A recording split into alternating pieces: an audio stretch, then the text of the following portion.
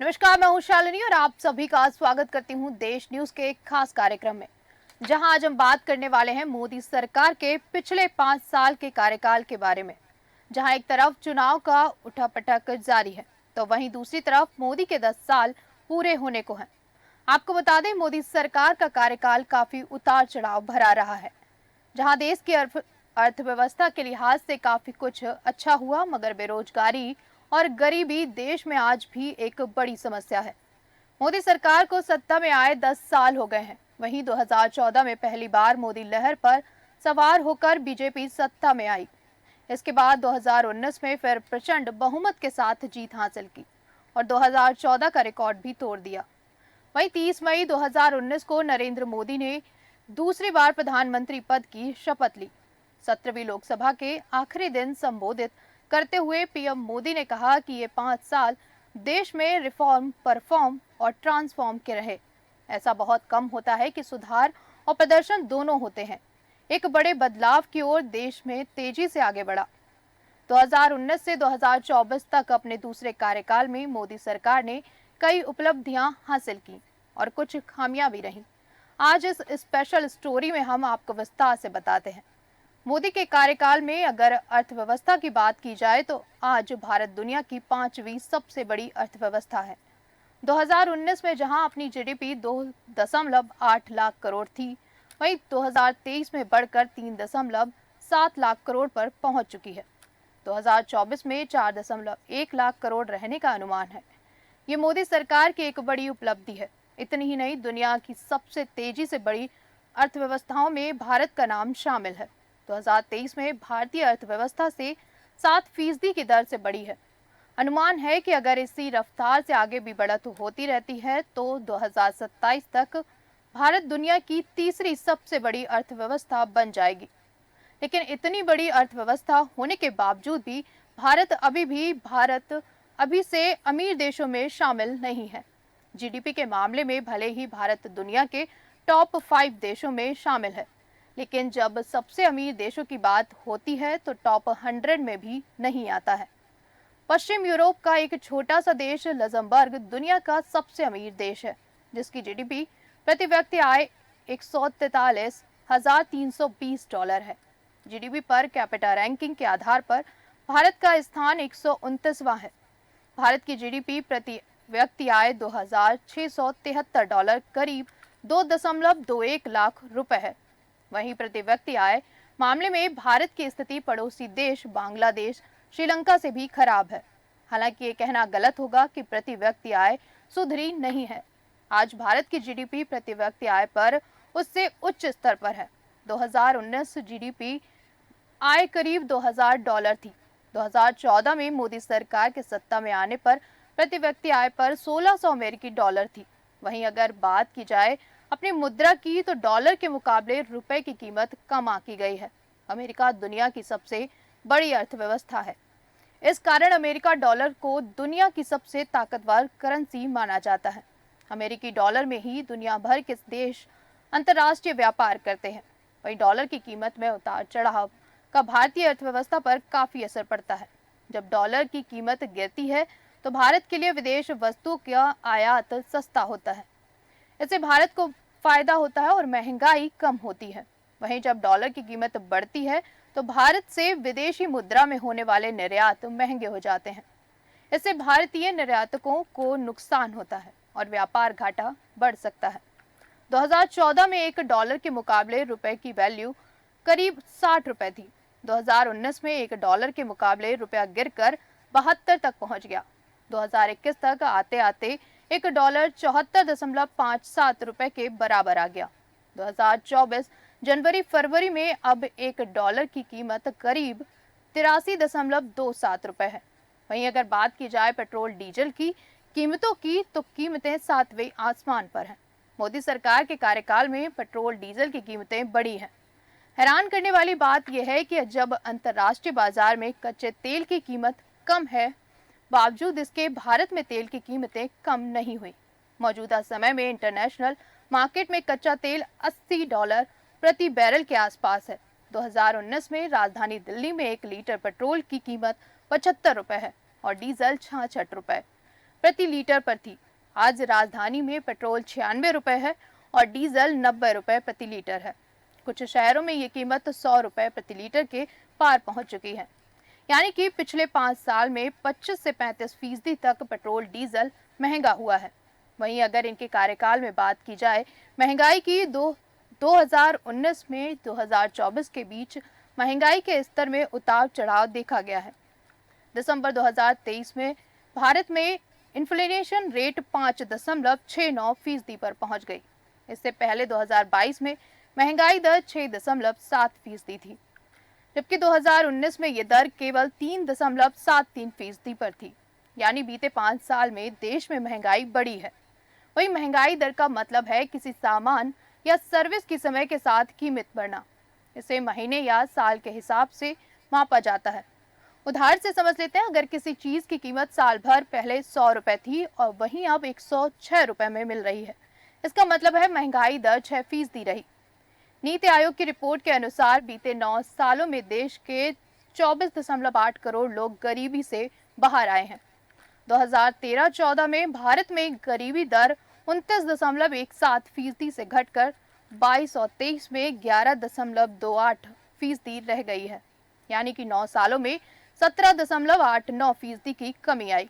उत्तर प्रदेश में सबसे ज्यादा 5.94 करोड़ लोग गरीबी से निकले हैं। उसके बाद बिहार में 3.77 करोड़, मध्य प्रदेश में 2.30 करोड़ और राजस्थान में 1.87 करोड़ का जीवन सुधरा है।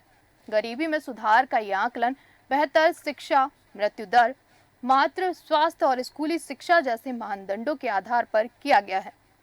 इसमें बाल पोषण, स्कूल में उपस्थिति, खाना पकाने का ईंधन, स्वच्छता, पीने का पानी, बिजली और घर और बैंक अकाउंट जैसे फैक्टर भी शामिल हैं।